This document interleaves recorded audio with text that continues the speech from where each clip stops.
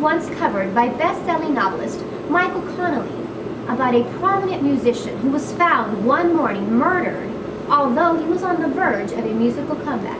Esteemed by many in the public, his closest confidant and wife would become entangled in the question, who killed Simon Piano? Daniela Guardiola has the story. Tucked away in the southern city of Brownsville, Texas, where the murder rate is only 2 per year, an unfortunate crime occurred that took the life of a Simon Piano, a well-known composer and pianist who, although had faced tragedy in his life, was overcoming his obstacles.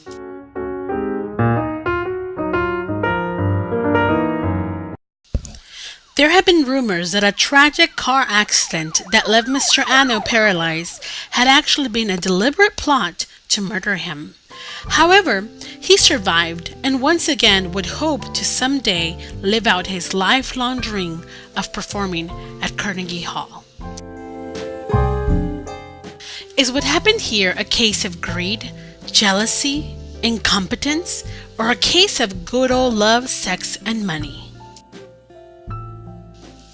In order to fully grasp the intricacies of this story, we must begin with the friendship of 3 highly talented individuals whose friendship would turn deadly. On August 16, 2007, the Enigma Police Department was called to the home of Simon P. Ano. Upon arriving at the scene, the police chief found Ano's body with the life support system off. While the cause of death had not been determined at that time, a number of items at the crime scene suggested that foul play could have been involved. The items found were a cell phone, 2 pill bottles, and a letter from Flag House.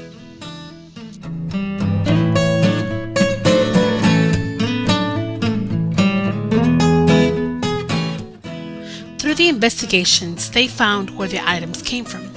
The cell phone belonged to Mr. Piano's nurse, I'm a bimbo.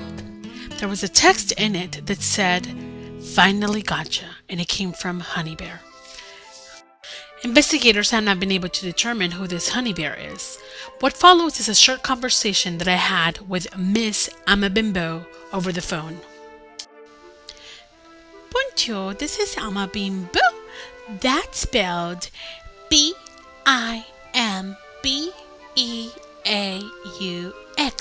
It's French, you know. And I am Mr. Piano's nurse. I am so sad that he passed away. He is actually the first patient that passes away for me. I'm so sad. I'm gonna need a minute. Miss Bimbo, can you tell us about the cell phone that was found? There, I'm better. Your question was, please repeat your question. Yes, ma'am, can you tell us a little bit more about the cell phone that was found, please? Oh, yes, my cell phone was in his room. Well, you see, sometimes I forget things, and I must have dropped it or something.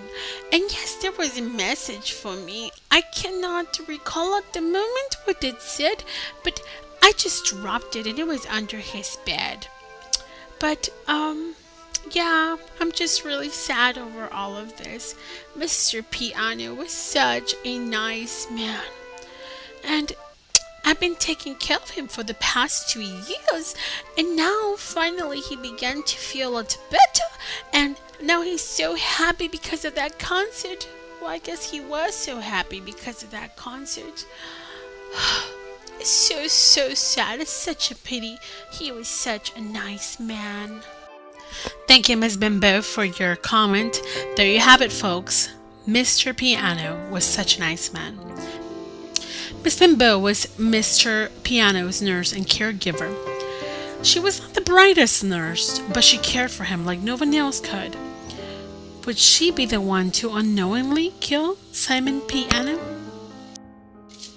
Also in the crime scene, a pill bottle was found that belonged to a Mr. Halfnote. It expired a little over a year ago, and it still contained 108 capsules.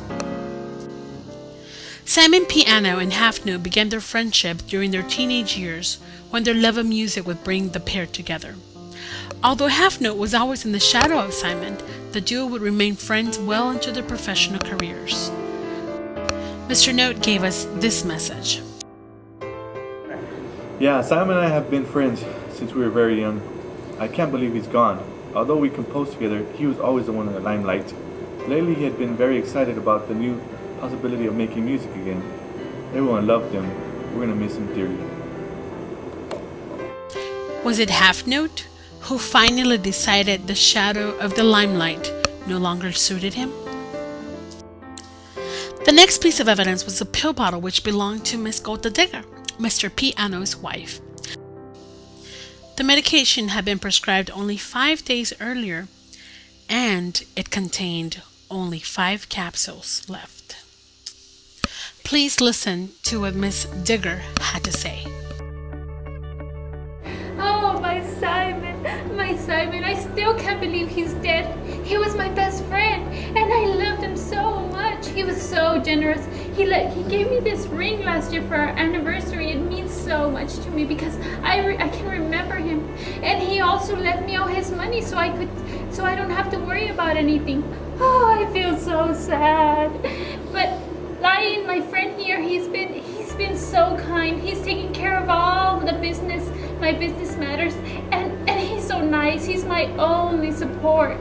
Oh, Simon. Oh, I still can't believe he's dead. I loved him so much. I'm gonna miss him. Simon's wife, Gold the Digger, met Simon later in his career, when his professional career had begun to bring him fortune. Her expensive taste and love for spending money prompted Simon to initially leave his fortune to charities. However, just recently his will had been changed to Golda. Would her greed lead her to be the one to end Simon's life? Simon's business partner, Lion DeVios, would be a strong presence in Simon's life, not only in his business dealings, but providing the support after his tragic accident. Would his interest in Simon's wife Golda lead him to do the unthinkable to his partner? The last piece of evidence was the flag house node, which led investigators to discover that Mr. Piano had recently found an electronic mechanism called a sound beam. This converts physical movement into sound. Investigators further found out that Mr. Piano was preparing for a concert. Through Mrs. Digger's statement, detectives found that Simon had been very happy when he found out about Soundbeam from Mr. Vios. Soon enough, Mr. Anna would be able to once again share his talent with the world. An email was retrieved that stated that all the proceeds from the concert would go to the Children's Charity Fund. This man was indeed a great human being. Why then would anyone want him dead? More importantly, who did it?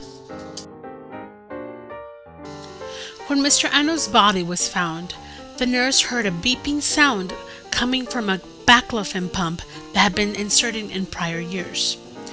As the investigation went on, they found out that the reason that the baclofen pump was beeping was because it was signaling that it should be refilled or that the battery was low.